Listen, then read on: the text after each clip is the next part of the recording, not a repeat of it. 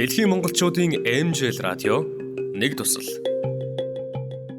MJL радио нэг туслыг цэцгийн соёлыг түгээгч цэцэгт мэндчилгээ дэмжин ажиллаж байна.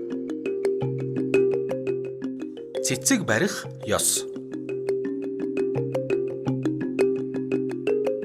18 дугаар зууны эхээр Шведийн хаан 2 дугаар Карл Перс орноор айлчилж ирснийхэн дараагаар Европт нэгэн зүйлийг нэвтрүүлсэн нь цэцэг барих ёс байлаа.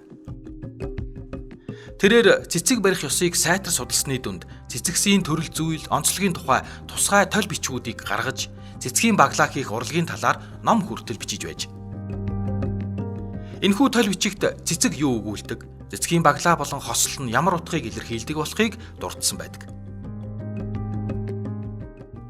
Түүнчлэн цэцэг бүр өөрийн гэсэн зориулалттай, өөрийн гэсэн утга учирыг агуулж байдаг талаар, за мөн улс орон бүрд цэцгийн зориулалт утга агуулга өөр байдаг гэдгийг онцолжээ.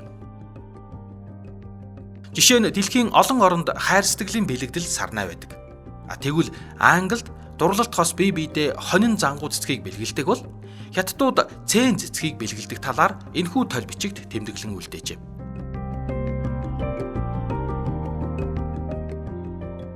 18 дугаар зууны үед бие биедээ цэцэг өгөхийг цэцэг барих ёс гэдэг байснаа цаг хугацааны явд өөрчлөгдсөөр одоо бид цэцэг бэлгэлэх хэмээн нэрлэж заншсан байна.